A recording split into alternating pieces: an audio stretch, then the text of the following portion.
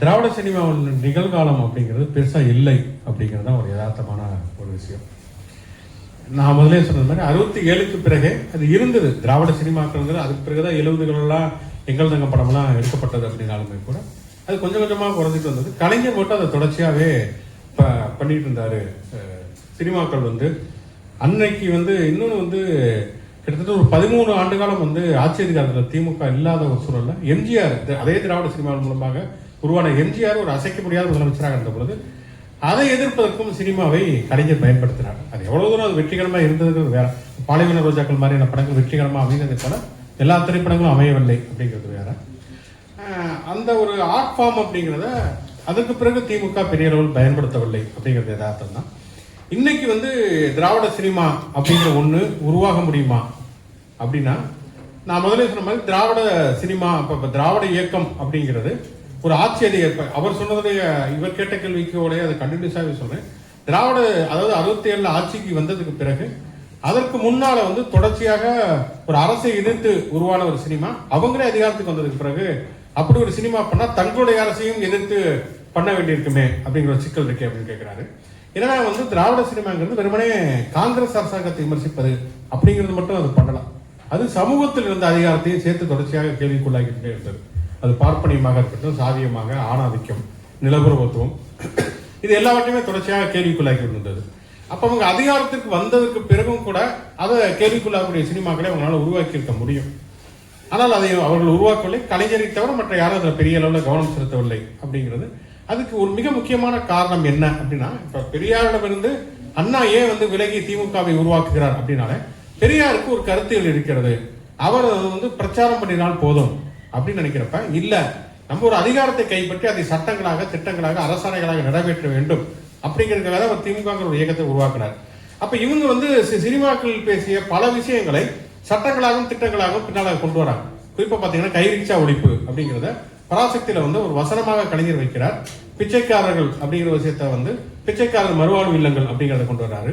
நாடோடி மன்னன் திரைப்படத்துல எம்ஜிஆர் பேசக்கூடிய பல விஷயங்கள் பிறனால சட்டங்களாக மாற்றப்படுகிறது. அப்ப என்னன்னா அவங்க நம்ம நம்முடைய கருத்தியலை பேசுவதற்கு ஒரு சினிமா ஒரு ஆர்ட் ஃபார்மை பயன்படுத்துறோம். இப்ப அரசு அதிகாரத்துக்கு வந்ததுக்கு பிறகு அது தேவையில்லை, அது எல்லாமே சட்டங்களா, திட்டங்களா, அரசாணைகளா கொண்டு வந்துடலாம் அப்படிங்கிற ஒரு விஷயமும் கூட அவங்க சினிமாக்கள் மறுபடியும் எடுக்காமல் இருந்ததுக்கான ஒரு காரணமாக இருக்கலாம். அதனால அதே நேரத்துல இவங்க அதிகாரத்துக்கு வந்ததுனாலே சமூகத்திலிருந்து எல்லா பிரச்சனைகளும் தீர்ந்துவிடவில்லை. அதே சாதியா இருந்தது, அதே ஆணாதிக்கம் இருந்தது, அது வேற வேற வடிவங்களையும் எடுக்க ஆரம்பித்தது. அப்படிங்கிறப்ப அதை அட்ரஸ் பண்றது அப்படிங்கிறத பெரிய அளவுல கவனம் செலுத்தலாம். குறிப்பா பார்த்தோன்னா சாதிங்கிறது இப்ப ஒரு காலகட்டத்தில் பார்ப்பன அதிகாரம் அப்படிங்கிறத தாண்டி இடைநிலை சாதிகள் வளர ஆரம்பிக்கிறப்ப அது இடைநிலை சாதியுடைய அதிகாரமாக மாறுகிறது. அப்படிங்கிறப்ப அதை எப்படி ஒரு கலையில் முகம் கொடுப்பது அப்படிங்கிறதுல ஒரு பெரிய இடைவெளி இருந்தது. கலைஞர் ஓரளவுக்கு அது ஒரே ரத்தம் திரைப்படத்தில் காட்டியிருப்பார். ஒரே ரத்தம் திரைப்படங்கிறது கிட்டத்தட்ட ஒரு தலித் சினிமான்னு சொல்லலாம். அது மு.க. ஸ்டாலின் தான் ஹீரோவாக எடுத்திருப்பார். இடைநிலை ஜாதி அதிகாரம் ஒரு தலித்தை எப்படி ஒடுக்குகிறது அப்படிங்கிற அந்த படத்தினுடைய கதை. அது ஒரு புதிய வடிவத்தில் இல்லைனாலும் கூட அதுதான் கதை. ஆனால் அது பெரிய அளவில் வெற்றி அடையல. ஆனால் அதுக்கு பிறகு பெரிய இடைவெளி இருந்தது. இப்ப வரக்கூடிய தலித் சினிமாக்கள் அதை நோக்கி கேள்விகள் இருக்கு. என்ன அது வெறுமனே நீங்க பார்ப்பன எதிர்ப்பு பேசுற பத்தாது, இடைநிலை ஜாதி அதிகாரத்தையும் கேள்விக்குள்ளாக்குற மாதிரியான விஷயங்களை பேச ஆரம்பிக்கிறது. அப்ப அதை இப்ப இருக்கக்கூடிய சினிமாக்கள் நிறைவு செய்து விடுகின்றன.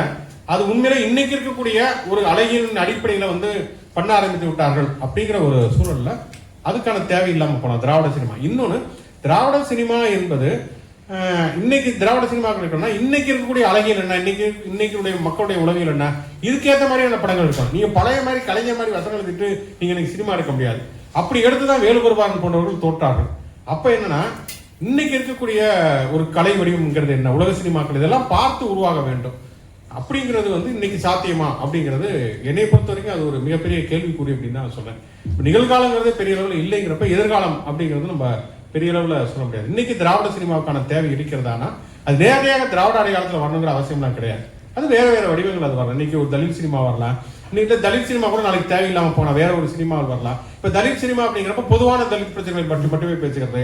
அதை தாண்டி அதுக்குள்ள ஒரு அருந்ததிற்கான ஒரு பிரதித்துவங்கிறது இல்லைங்கிற ஒரு குமுறல் அருந்ததிகள் மத்தியில் இருக்கிறது. அப்ப அதை பற்றி பேசக்கூடிய ஒரு சினிமா வரலாம், பழங்குடிகளை பற்றி பேசக்கூடிய சினிமா வரலாம், திருநெல்வேலியை பற்றி பேசக்கூடிய சினிமாக்கள் வரலான்னு அடுத்தடுத்த கட்டத்துக்கு அது நகர்ந்து போய்விடும் அப்படின்னு தான் நான் நினைக்கிறேன். அதே தான் பிராமின் நான் பிராமின் அப்படிங்கிறது அன்னோன் அப்படின்னா பிராமின் நான் பிராமின்கிற இரண்டு ஒரு பைனரிக்குள்ள வைத்து சில பிரச்சனைகளை பேசிக்கிட்டு இருக்கிறப்ப சமூகம் அடுத்த கட்டத்துக்கு நகர ஆரம்பித்திருக்கிறது. வெறுமனே பிராமின் நான் பிராமின் மட்டுமே பார்க்க முடியாது. நான் பிராமின்களுக்குள்ளேயே வந்து தலித்துகள் இருக்கிறார்கள். இப்ப நீங்க வந்து பொதுவா அடையாள அரசியல் அப்படின்னு பேசுறப்ப பின்னவீனத்துவம் பேசுறவங்க வந்து ஐடென்டிட்டி பாலிடிக்ஸ் அப்படிங்கிறது எல்லா அடையாள அரசியலும் நீங்க வந்து தமிழ்ங்கிற அடையாளம், அல்லது திராவிடங்கிற அடையாளம், இல்ல வந்து ஒரு இந்தியன்கிற அடையாளம், ஈவன் பாட்டாளிங்கிற ஒரு அடையாளம் கூட ஒரு அடையாளத்துக்குள்ள வந்து நீங்க வந்து எல்லாவற்றையுமே அடக்கி விட முடியாது. இப்ப நீங்க ஒரு நரிக்குறவர் அப்படின்னு இருக்காங்கன்னா அந்த நரிக்குறவர் நீங்க வந்து எந்த அடையாளத்துக்குள்ள அடக்குவீங்க? நீங்க வந்து தமிழங்கிற அடையாளத்தில் அடக்குவீங்களா, இந்தியன்கிற அடையாளத்தில் அடக்குவீங்களா? இப்போ ஒரு திருநங்கை, இன்னைக்கு திருநங்கைகளை பத்தி பேசுறோம். ஒரு காலகட்டத்தில் திருநங்கைகளை பத்தி யாருமே பேசுறத சொல்லல. அவங்களை நீங்க எந்த ஜெண்டர் ஐடென்டிட்டிக்குள்ள வந்து அடக்குவீங்க? அப்ப இந்த அடையாளங்களுக்கு வெளியில சில அடையாளங்கள் இருந்து கொண்டே இருக்கிறது, மிச்சங்கள் இருக்கிறார்கள்ங்கிறப்ப இப்ப ஐடென்டிட்டி ஆஃப் பாலிடிக்ஸை தாண்டி ஐடென்டிட்டி ஆஃப் ரிமைண்டர்ஸ்ங்கிறது ஒன்று இருக்கிறது. அதுதான் விளிம்பு நிலை அப்படின்னு பேச ஆரம்பிச்சாங்க. அது இன்னைக்கு ரெகனைஸ் ஆகப்பட்டிருக்கு. 90களில் வந்து அது பெரிய அளவில் வந்து அங்கீகரிக்கப்படாத ஒரு சூழல் இருந்தது. அப்பதான் ஒரு விளிம்பு நிலை அரசியல், மிச்சங்களின் அரசியல் அப்படிங்கிற விஷயங்கள் எல்லாம் பேசப்பட்டது அப்படிங்கிறத பார்க்கலாம். அப்ப பிராமின் நான் பிராமின் ஐடென்டிட்டி அப்படிங்கிறது ஒரு காலகட்டத்தில் பேசப்பட்டது. அதுக்கப்புறமே வந்து நான் பிராமின் மட்டுமே வந்து போதுமானதல்ல, அதுல வந்து தலித் அரசியல்ங்கிறது ஒரு தனித்துவமான அரசியலாக இருக்கிறது, இடைநிலை ஜாதி அதிகாரம் இருக்கிறது அப்படிங்கிற ஒரு விஷயம். பண்பாட்டு ரீதியாகவே பார்த்தோம்னா கண்டிப்பா வந்து ஒரு பார்ப்பனருக்கும் தலித்துக்கும் இடையில பெரிய அளவில் பண்பாட்டு ரீதியான ஒற்றுமைகள் கிடையவே கிடையாது. ஒரு தேவருக்கும் ஒரு தலித்துக்கு இடையில கூட பண்பாட்டு ரீதியான ஒற்றுமைகள் இருக்கும், நிறைய இருக்கும். வன்னியருக்கும் ஒரு பறையருக்கும் இடையில இருக்கும். ஆனால் ஒரு பார்ப்பனருக்கும் ஒரு பறையருக்கும் அருந்ததுக்கு இடையில இருக்க போறதில்ல. ஆனால் ஒரே பண்பாட்டு ரீதியான ஒற்றுமைகளை கொண்டிருக்கக்கூடிய இரண்டு சமூகங்களுக்கு இடையிலே ஒரு சாதிய பணிநிலை இருக்கிறது. ஒரு தேவருக்கும் ஒரு தேவேந்திர இருக்கும், ஒரு வன்னியருக்கும் பறையருக்கும் இருக்குதுங்கிறப்ப அது பண்பாட்டை தாண்டி அங்க ஒரு சாதி அதிகாரம் என்பது கேள்விக்குள்ளாக்கப்பட வேண்டியதாக இருக்கிறது. அப்ப இந்த பிராமின் நான் பிராமின் மட்டுமே அதை பேச முடியாது. அதை தாண்டி வந்து தலித்துகளுடைய அடையாளத்தை பேசலாம். அடுத்த கட்டமா வந்து தலித்துகள் பற்றி மட்டுமே ஒரு பொது அடையாளத்தில் பேச முடியாது. அருந்ததியுடைய பிரச்சனை இருக்கு, அதை பத்தி பேசணும், அல்லது குதிரைவண்ணர் பற்றி பேசணும் அப்படின்னு சொல்லி அடுத்தடுத்த கட்டத்துக்கு போகிறதுங்கிறப்ப ஒரு ஐடென்டிங்கிறது காலகாலத்துக்கு ஒரு நிலையான அடையாளமாக அது இருக்க முடியாது, அது மாறிக்கொண்டே இருக்கும். இப்ப பெமினிசம் அப்படிங்கிறது ஒரே படித்தான பெமினிசம் கிடையாது. பிளாக் பெமினிசம்ங்கிறது வெஸ்டர்ன்ல உருவான மாதிரி வந்து தலித் பெண்ணியம் என்கிற ஒன்று உருவாக்கப்படும் அப்படின்னு சொல்லிட்டு அடுத்தடுத்த கட்டத்துக்கு தான் அது நகரும் அப்படின்னு நினைக்கிறேன் நான். அதே மாதிரி பெரியார் வந்து கலை பற்றி ஒரு விலகல் மனோபாவத்துல இருந்தாரு அப்படின்னு நான் சொல்றப்ப அவர் என்ன சொன்னார்னா, இல்ல இந்த நாடகம் சினிமாக்கள் தான் வந்து இன்னைக்கு விஜய் ஜெயிச்சது உட்பட பல விஷயங்கள் இதுதான் நடந்துச்சு, இதெல்லாம் முன்னாடியே தெரிஞ்சு தீர்க்கதரிசியா அதுக்கு எதிரான ஒரு மனிதர் இருந்தாரோ அப்படிங்கிறாரு. அப்படி நான் பார்க்கலாம். ஒருவேளை அப்படி நினைச்சவர் இருந்தா கூட அது சரியான ஒரு விஷயம் அப்படிலாம் சொல்ல முடியாது. நீங்க வந்து இப்போ ஒரு எம்ஜிஆரோ விஜயோ ஆட்சியை பிடிக்கிறார்கள் என்பது அது ஒரு துணை விளைவு தான், அது ஒரு சைடு எஃபெக்ட் தான். முதன்மை விளைவு என்ன? முதன்மை விளைவுங்கிறது அன்னைக்கு திராவிட நாடகங்களுக்கோ சினிமாக்களுக்கோ என்ன இருந்தது சொன்னா, தாங்கள் நினைத்த கருத்துக்களை பரப்புவது, அதுதான் மிக முக்கியமாக அவங்க நினைச்சாங்க. அதனுடைய துணை விளைவாக எம்ஜிஆர் போன்றவர்கள் ஒரு ஹீரோவாக மாறினார்கள், அதிகாரத்தை பிடித்தார்கள் அப்படிங்கிறது நடந்திருக்கலாம். அதுக்காக நீங்க வந்து முதன்மையாக இருக்கக்கூடிய ஒரு விஷயத்தை முற்றிலுமாக புறக்கணித்து விட முடியாது. பெரியாரை பொறுத்த வரைக்கும் என்னன்னா வந்து அவருக்கு வேற சில பிரச்சனைகள் இருந்திருக்கிறது. எல்லாருமே ஒரே மாதிரியான பார்வைகள் இருப்பாங்க அப்படின்னு நம்ம சொல்லவும் முடியாது. அண்ணாவுக்கு ஒரு வித பார்வை இருக்கும், பெரியாருக்கு ஒரு விதமான பார்வைகள் இருந்திருக்கலாம். ஆனால் என்னன்னா திராவிடம்ங்கிறது வந்து திராவிட இயக்கம் பெருமளவுக்கு கொண்டு போய் சேர்ந்ததற்கு இந்த கலையும் இலக்கியம் மிக முக்கியமான ஒரு காரணமாக இருந்தது. அது வந்து முற்றிலுமாக புறக்கணித்து விடாது. இடதுசாரிகள் பெரிய அளவில் வந்து போகாமல் இருந்ததுக்குமே அது ஒரு காரணமாக, இடதுசாரிகள் பின்னால் வந்து இலக்கிய அமைப்புகள் கலை இலக்கிய அமைப்புகள்லாம் வந்து ஆரம்பித்தார்கள். அந்த இடத்துல திமுக சுருங்கி போச்சு. தாமுயசாவோ அல்லது கலை இலக்கிய பெருமன்றமோ வந்து இன்னமும் செயல்பட்டு கொண்டு இருக்கக்கூடிய ஒரு சூழல்ல அங்க வந்து திமுகங்கிறது பெரிய அளவில் நின்றுச்சு. இன்னைக்கு திமுக வந்து நாடகம் போடக்கூடியவர்கள் யாருமே கிடையாது, சினிமா போடக்கூடியவர்கள் யாரும் கிடையாது. ஆனா இந்த நக்சல்வாரி இயக்கங்கள் உருவாகிற பொழுது பழங்குடியினுடைய இசையை வந்து பயன்படுத்துவது அப்படி இவர்கிட்ட கத்தார்ல இருந்து அரசிங்க கோவம் வரைக்குமே அது வந்து செய்ய ஆரம்பித்தார்கள். கலையையும் இலக்கியத்தையும் வந்து கொண்டு போவது அப்படிங்கிறதுல அது அவங்களுக்கு குறிப்பிடத்தக்க அளவு வெற்றியும் பெற்றது அப்படிங்கிறத பார்க்கலாம். அதனால வந்து ஒரு எம்ஜிஆர் உருவாயிருவாரு, விஜய் உருவாயிருக்காங்க, கலையும் பயன்படுத்த மாட்டோம் இலக்கியத்தையும் பயன்படுத்த மாட்டோங்கிறது அது ஒரு நல்ல ஒரு ஆரோக்கியமான ஒரு விஷயம் கிடையாது அப்படின்னு தான் நினைக்கிறேன். திரைப்படங்கள் உருவாக்கம் அப்படிங்கிறதுல திமுக குடும்பம்ங்கிறது ஒரு டாமினேட் பண்ணுது. அல்லது வந்து திராவிடம் ஒரு காலகட்டத்தில் சினிமாக்களையும் நாடகங்களையும் தங்களுடைய கொள்கைகளை பேசுவதற்கு பயன்படுத்தி கொண்ட ஒரு திராவிட இயக்கங்கிறது இன்னைக்கு அதை பண்ணல அப்படிங்கிற ஒரு கேள்வியை விமர்சனத்தை முன்வைக்கிறார். அது உண்மைதான். சன் டிவில வந்து ராமாயணம் போடப்பட்ட பொழுதுவே நிறைய பெரியாரிஸ்டுகள் முற்போக்காளர்கள் நிறைய விமர்சனங்கள் முன்வைத்தார்கள் என்பது உண்மைதான். அது கண்டிப்பா வந்து ஒண்ணு வந்து என்னன்னா இப்ப திமுக குடும்பம்ங்கிறது அல்லது இந்த மூலதனம்ங்கிறது ஒரு டாமினேட் பண்ணுச்சு அப்படிங்கிற ஒரு விமர்சனங்கள் ஒரு பக்கம் இருக்கிறது. இன்னொரு பக்கம் இந்த கருத்துக்கள் சார்ந்த படங்களை அவங்க பண்ணல, அவங்களுக்கு அதை உருவாக்கக்கூடிய ஒரு சூழல் இருந்தாலும் அதை அவங்க பண்ணல. சமயங்களும் அந்த கருத்திற்கு எதிரான படங்களை கூட அவங்க தயாரிச்சிருக்கிறாங்க அப்படிங்கிற விமர்சனங்களுமே கூட இருக்கிறது.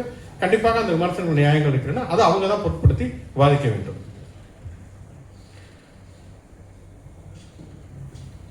வடிவம், அதாவது வடிவம் உள்ளடக்கம் ரெண்டுலையுமே வந்து திராவிட சினிமாக்கள் மாற்றம் ஏற்படுத்துச்சு. வடிவத்தில் என்ன மாதிரியான மாற்றங்களை ஏற்படுத்தியது அப்படிங்கிற கேள்விகளை அவர் கேட்டாரு. அது என்னன்னா வந்து இப்ப சினிமாங்கிற ஒரு ஃபார்மை வந்து இன்னைக்கு நம்ம வந்து ஒரு என்ன சொல்றது, ஒரு அகாடமிக்கலா பாக்குறது அப்படிங்கிற ஒரு பார்வைங்கிறது இன்னைக்கு உருவாகி இருக்கிற மாதிரி அன்னைக்கு பெரிய அளவுலாம் அது உருவாகும். அன்னைக்கு எல்லாமே புதிதாகத்தான் இருந்தது. இன்னும் சொல்ல போனா சினிமாவை இருக்கிறதுக்கு எல்லிஸ் ஆர்டங்கன் போன்றவர்கள்லாம் வந்துதான் அது உருவாகுவது அப்படிங்கறது ஆரம்பிச்சது.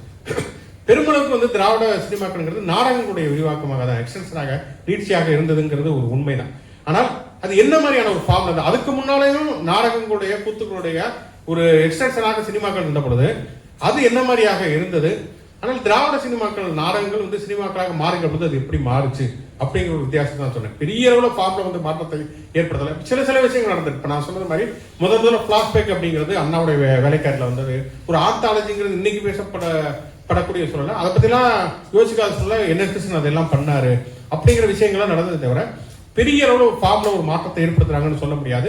நான் ஃபார்ம் அப்படின்னு சொன்னது வந்து அந்த சினிமா டைட்டில் இருந்து ஆரம்பிச்சு கதாபாத்திரங்களுக்கு பெயர் வைக்கிறதுல இருந்து ஆரம்பிச்சிருந்த அந்த வடிவ மாற்றங்களை பற்றி தான் நான் சொன்னேன்.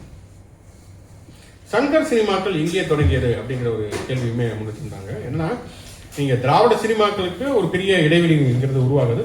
பாரதி ராஜாலாம் வந்ததுக்கு பிறகு சினிமாங்கிறது ஒரு விசுவல் மீடியமாக மாறுகிறது. அப்படிங்கிறப்ப திராவிட திமுக அல்லது அதிமுக ஆட்சிங்கிறது தொடர்ச்சியாக நடைபெற்றுக் கொண்டிருக்கிறது. அப்படிங்கிறப்ப அதுல சில அதிருப்தி மனநிலை, அதுக்கப்புறமேல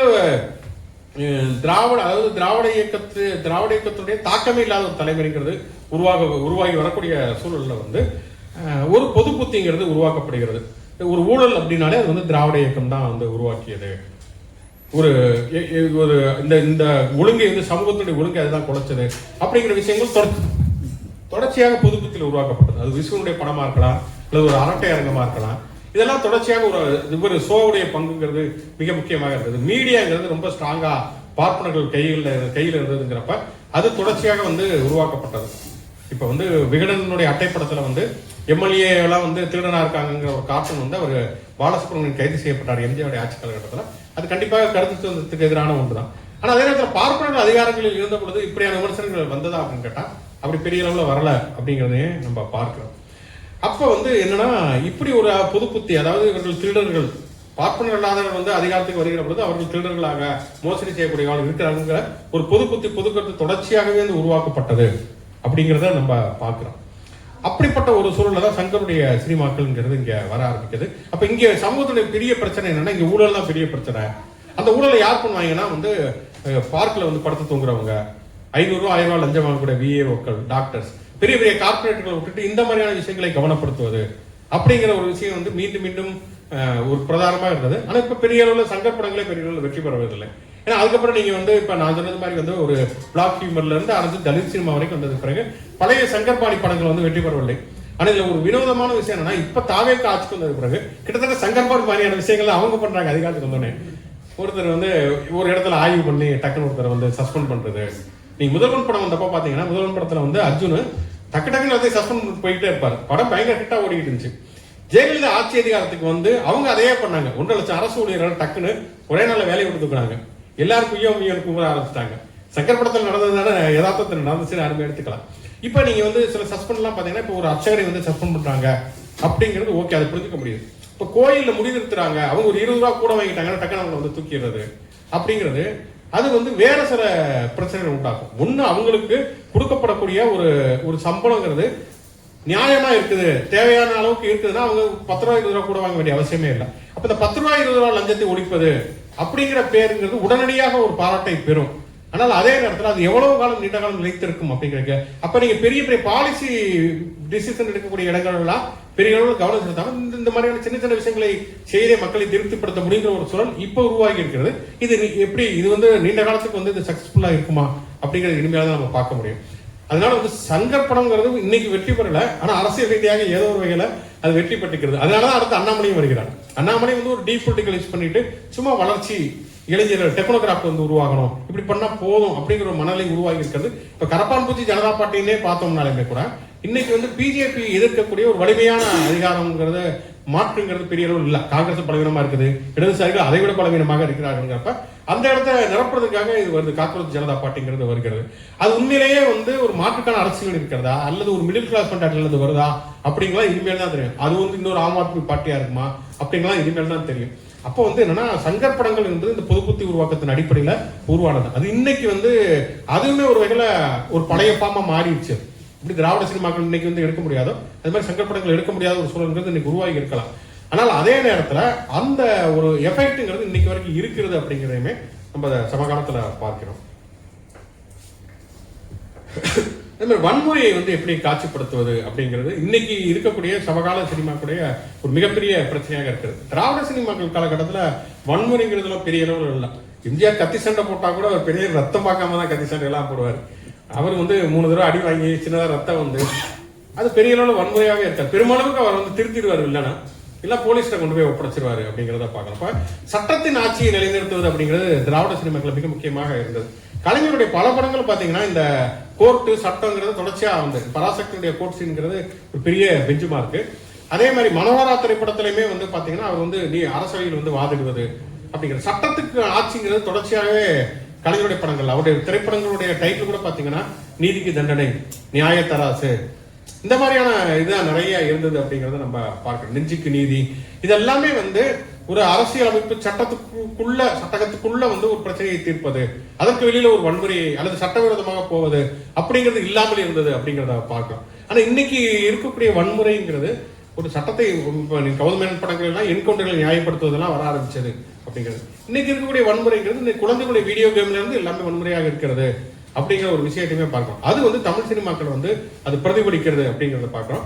அது வேற ஒரு தளத்துலதான் நம்ம வந்து விவாதிக்க முடியும்னு யோசிக்கிறேன். திராவிட சினிமாக்களை பத்தி பேசி அதன் அடிப்படையில் நம்ம விவாதிக்க வேண்டியது. இப்ப நீங்க இந்த குழந்தைகளை பத்தி நம்ம பேசுறப்ப கூட ரஜினி வந்து குழந்தைகளுக்கு மிக மிக பிடித்த ஒரு ஹீரோ.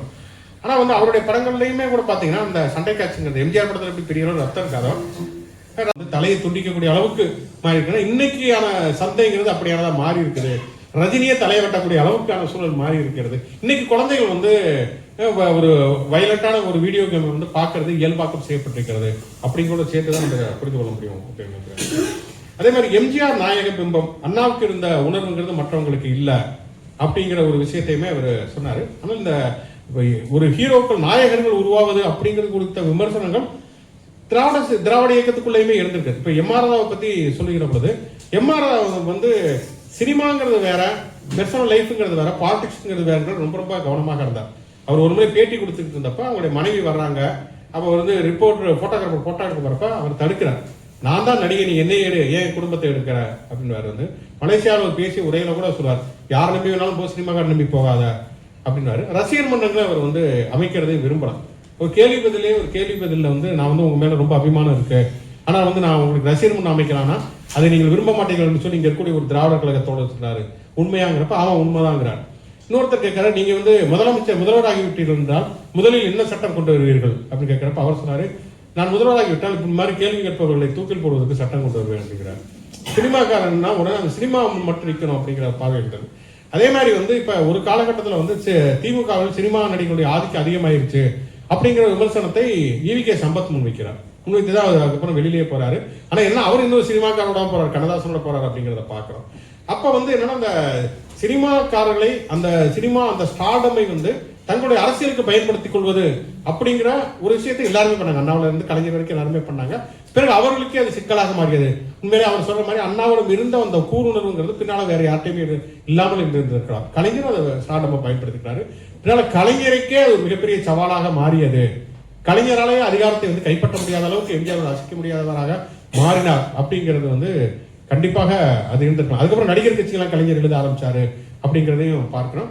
அது வந்து உண்மையிலேயே வந்து அது ஒரு பெரிய அளவில் தீவிரமா பாதிக்கப்பட வேண்டிய ஒன்றுதான். அதை நம்ம முற்றிலுமா ஒன்றும் படிக்க முடியுமா அப்படிங்கிறது தெரியல. எனக்கு இப்ப விஜயனுடைய இந்த ஸ்டார்டம்லயே புரியாத ஒரு விஷயம் என்னன்னா, இப்ப எம்ஜிஆருக்கு பிம்பச்சரை அப்படின்னு சொல்றப்ப எம்ஜிஆர் திரைப்படங்களை சில வேல்யூஸ் தன்னுடைய பிம்பங்களை கட்டமைக்கிற சில விஷயங்களை தொடர்ச்சியா பண்ணிட்டே இருந்தார். அதாவது ஒரு தாய் மீது பாசம், தங்கை மீது பாசம், ஏழைகளுக்கு உதவுவது, இந்த மாதிரி விஷயங்களை பண்ணாரு. விஜயகாந்துமே அந்த விஷயங்களை பண்ணார். விஜயகாந்த் வந்து நீதிக்காக குரல் கொடுப்பது, நேர்மையான போலீஸ் அதிகாரியாக இருப்பது, ஊழல் அமைச்சர்களை வந்து எதிர்த்து போராடுவது, ஒரு கருப்பு நிறம், திராவிடம், ஈழம், பிரபாகரன், இதெல்லாம் இருந்தது. விஜய் படங்கள் அப்படிலாம் பெரும்பாலும் அப்படிலாம் ஒண்ணுமே இருந்ததே கிடையாது. அவர் எப்பயுமே வந்து ஒரு வழக்கமா வந்து சினிமாக்கள் என்ன பண்ணுமோ அதே தான் அவர் நடிச்சிருக்கிறார். அப்படி என்ன திரைப்படங்கள் மூலம் ஒரு பிம்பத்தை உருவாக்குனாரு அப்படிங்கிறது நமக்கு தெரியல. அது எப்படி பெரிய அளவில் ஈர்ப்புடையதாக மாறியது? குறிப்பாக இவ்வளவு பெண்கள் வந்து அவர் அண்ணா அப்படின்னு பார்க்கக்கூடிய அளவுக்கான விஷயங்கள் அவருடைய படங்கள்ல என்ன மாதிரி இருந்துச்சு அப்படிங்கிறதுமே புரியல. எப்படி அந்த பிம்பங்களை அவர் உருவாக்க, எப்படி என்ன அவங்களை கனெக்ட் பண்ணுச்சு? எம்ஜிஆரிடமும் விஜயகாந்திடமும் கனெக்ட் பண்றதுக்கான சில காரணங்களை புரிந்து கொள்ள முடிகிற அளவுக்கு விஜயை வந்து இவ்வளவு தூரம் அவங்க ஆதர்சமா பார்க்கக்கூடிய அளவுக்கு எது எந்த மாதிரியான எமோஷன் கனெக்ட் பண்ணுச்சு, அப்படியான பிம்பத்தை அவர் எந்த திரைப்படங்களை உருவாக்குறாரு அப்படிங்கிறது நமக்கு புரிபடவே இல்லை. எனக்கு புரியுமில்ல. இவிஎம் பத்தி கேட்டாரு, எலக்ட்ரானிக் ஓட்டிங் மிஷின். இது இந்த இந்த அரங்கத்துக்கு சம்பந்தம் இல்லாத ஒண்ணுதான். அது வந்து நம்ம ஆதாரபூர்வமா சொல்ல முடியாதுல்ல. இப்ப நீங்க திமுகவோ அல்லது கேரளாவில் கம்யூனிஸ்ட் கட்சியோ ஜெயிக்கிறப்ப நம்ம இவிஎம் பத்தி கேள்வி கேட்க மாட்டோம். விஜயோ அல்லது பிஜேபி ஜெயிச்சா மட்டும் கேள்வி கேட்போம். அப்படிங்கிறப்ப அது வந்து நமக்கே அது ஒரு எதிராக திரும்பக்கூடிய வாய்ப்புகள் இருக்கிறது. நமக்கு ஆதாரபூர்வமாக அறிவியல் பூர்வமாக நிரூபிக்கப்பட முடியாத பொழுது நம்ம அதை எவ்வளவு தூரம் கேள்வி கேட்க முடியும் அப்படிங்கிற ஒரு சந்தேகம் இருக்கிறது.